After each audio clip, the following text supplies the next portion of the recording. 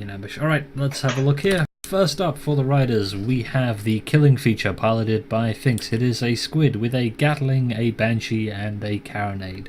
And the LibGTK piloted by Luosi. It has a Gatling, a Mortar, a Banshee, and a Beacon Flare Gun.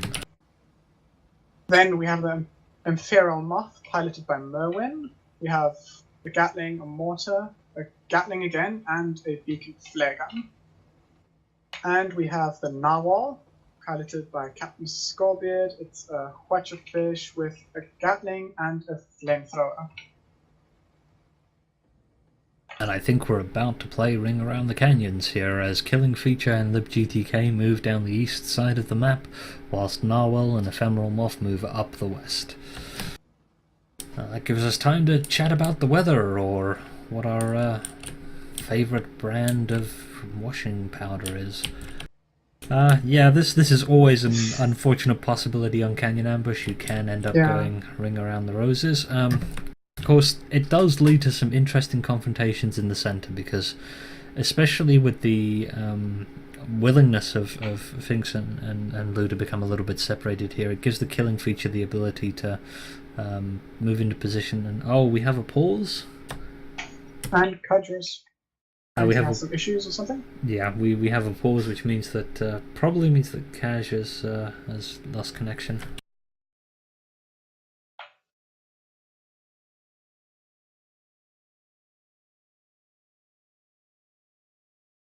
You go ahead and talk, Huskarr. I'm going to quote-unquote referee while we wait for Kaj to return. Okay. Looks like Kaj has returned. Yes, there to we the go. crew. Or at least he's still loading in. So the ships are still paused. Yep, everyone is still in position. Still opposite ends of the canyon.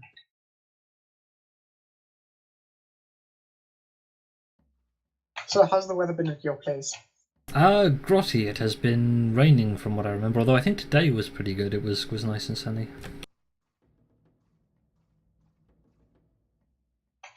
Okay, that looks good.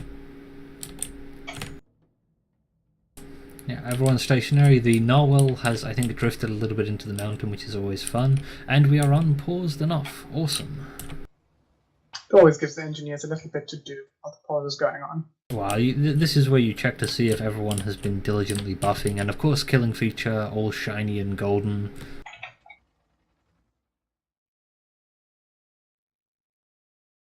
Where is the LibGTK? It's in the blue spawn from where I last saw it. Ah, yes, that's interesting. Yeah, it's moving out there. Move back quite a way. Probably just did a little check if they were hiding in there. And we I have... remember one of my... Okay, I was going to tell a nice anecdote, but... Oh, go ahead. I think we might have time, although possibly the killing feature and the Narwhal. Yep, they've spotted one another, and the Ephemeral Moth has been spotted. I don't know whether or not Finks will engage here. He'd like them distracted so that the LibGTK can come in, but it's a little bit behind at the moment, so... I think we may have lost my co-caster there, so I'm going to have to jabber to myself. Killing feature... Nope, I am coming back, apparently. Oh, fantastic, welcome back. Killing feature is still moving around to, I think, keep the attention of the Ephemeral Moth and the Narwhal. I don't know if they're falling for it. I think they realise that this is a distraction. The Narwhal is spotted and the killing feature is spotted. They're turning, they kind of have to. They have to face the squid because it is a attack squid. It does have the potential to strip and remove some permahull. The problem is that the LibGTK is coming in high. It's gonna have the drop on one of these two ships. I suspect they'll target the Ephemeral Moth. Yep, there comes the Gatling. It's engaging the Ephemeral Moth. Killing feature backing up, of course, disengaging. Narwhal trying to get Gunox on the LibGTK. They probably are going to watch the ever-loving crap out of the LibGTK as soon as they get arcs. There it comes. The Ephemeral Moth, of course, has suffered a and an armor break through the killing feature. It's getting bansheed. It's most of the way towards death. The killing feature itself is badly damaged, hydroing out of the engagement. Narwhal and libGTK are exchanging fire, but the ephemeral moth cannot afford to suffer another armor break here. If they do, that will be curtains for them. Killing feature, though, parking in front of a mortal with their armor down. That's less than ideal. They take a hit there. The narwhal itself has suffered some severe damage. Let's go and have a look at what's happening over there. libGTK gatling it. It may well be curtains for them here. There's a hull break and the narwhal dies. I'm back. Sorry about that. Are you back by any chance, Huskarr? Yes, I am back. I am busy seeing three ships fighting each other. Welcome back. We now have an almost certain death for the ephemeral moth. 2 gatlings going into it. There's nothing they can do at this point. No, this is they can't outrun the squid, and if they could, they're going to be facing it with their engines, and it has a Gatling gun. The only place that they are going to go is straight back to blue spawn after the next armor break. Finks, don't make a liar out of me here. But, a bump, although as we said, nothing really they can do about that. Desperately trying to disengage. libGTK has pushed forward. I think they smell blood in the water and are looking to find where the opposition has spawned. Killing feature suffering a little bit of damage there, but nothing too severe. Killing feature should be able to survive the whole match with that, in my opinion. Yeah, well, if Finks does what he's supposed to do. If it was a goldfish, you'd be more worried, right? But on a squid, the idea is you're going to take some damage as you engage. You're trying to avoid as much explosive damage going into your hull as possible, but you accept that some armor breaks are going to happen, and if you happen to be sitting in front of a mortar when that occurs, then that's a bit unfortunate. This is always the problem when you're fighting a squid, of course, is that the squid will often put itself in a position where it's like, hey, come and shoot me, I'm the thing you want to kill, right while their ally is moving in behind you. And we saw that there, and I think we're about to see it again. The worst part, of course, is that they are well aware on the narwhal and the ephemeral moth that the libGTK is getting ready to flank them. And with this kind of configuration, it's always difficult, because the killing feature knows that it can do damage to the Pyramidion if it gets behind it. The libGTK, being a meta, can kill very quickly. And here we go, opening engagement from an ephemeral moth on killing feature. We're seeing a bit of Gatling fire going into the ephemeral moth's armor. The libGTK trying to... Nothing major. No, at the moment I think they'll be reasonably content, but a bump. Ooh, that is not what they wanted. It looks to me like the ephemeral moth might be trying to just tank the Gatling from the killing feature. That will sort of work in the short term, but eventually they're going to find themselves in a position where the libGTK closes in, and they need as much of their armor up as possible if the killing feature, if they're going to survive a frontal assault from the meta, unless the Watcher does some serious work for them. Narwhal flaming the killing feature. Killing feature looks canned on the most important parts, and they are retreating, changing over to the narwhal, which is it's the worst target for the squid because it just takes longer to kill. Yes, we're seeing a with the banshee. libGTK eating a ton of Watcher. Its armor goes down. It could die here easily.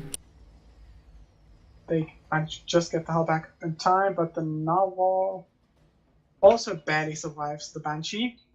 libGTK might bottom out here. Nope, they're okay.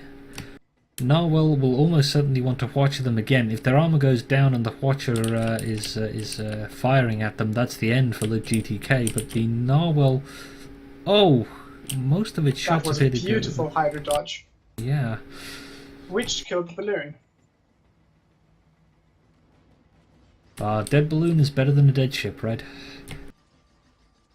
True. one more break on the narwhal here, and that could be the end for them. The Banshee should be coming out now. Most of the shots going wide and the rest landing, but with the armor back up on the narwhal, they'll be relieved that those first two shots went to the side. The Lib GTK. There's the armor break, but the Banshee is definitely reloading. Oh, the Finks must be screaming at folks here. Ah, down they go to Lib GTK. Yeah, Lib GTK had the position advantage there with a better downwards arcs, and the narwhal dies as well. A brutal fight there for the I've forgotten what the East Caledon Trading Company. There we go. I've always liked that name. First of all, because I'm a huge Caledonian fanboy, and second of all, because there pretty much isn't anything east of Caledonia. Huh. So what is it that you like about Caledonia? Well, basically, they can be summarized into hippie scientists, and I find that very fitting to me. Huh. I can certainly see the appeal there. And I also generally like the playstyle they seem to favor, seeing their two ships, the Squid and the Strike. Well, that certainly sounds like a the kind of thing that someone from the Lightning Feast would find appealing. I know that Stefan is a pretty big Squid fan. Oh, he loves the Squid. He has his own theme song for it. Looks like they've lost a pilot on the Moth there. With us, I think we're paused, but I'm not entirely sure. It depends. Yeah, we are paused. Kudra has called the pause. Yeah, so that's always going to be a difficult call at this point. In principle, the killing feature and the ephemeral moth are almost at engagement range. The spots have gone down; they can see one another. Of course, as you know, Husk, it's frequently the case that even if a ref doesn't call a official pause, teams will wait if there's been a disconnection. It is just common courtesy. But I think Moen is on their way back. We've got a request for the ephemeral moth to move back into position. Of course, the ephemeral moth has the problem that if it was under power at the time that there was a DC, it's going to drift. So it'll have to wait for either the pilot to get back or something comparable. But yeah, I would imagine what happened there is the ephemeral moth drifted a little bit forward.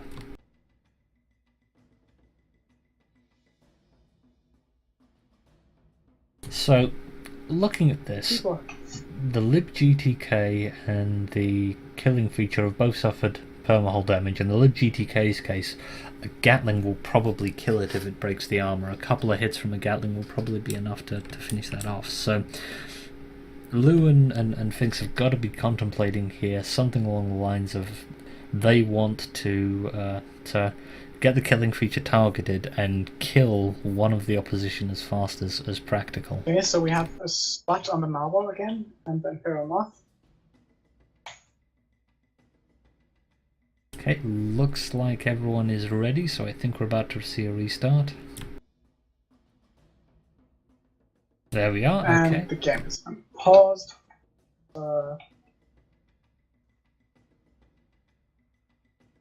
So the question is, do they know where the Lib GTK is? Because they've sort of switched things around a little bit here. Killing feature is coming in from the same side as Lib GTK, and I assume they're hoping to get them to chase them, and then the Lib GTK is going to pounce. Watcher goes out. Of course, the problem with firing a Watcher at a Squid is that it can dodge vertically, and at this range it's very, very difficult to land shots.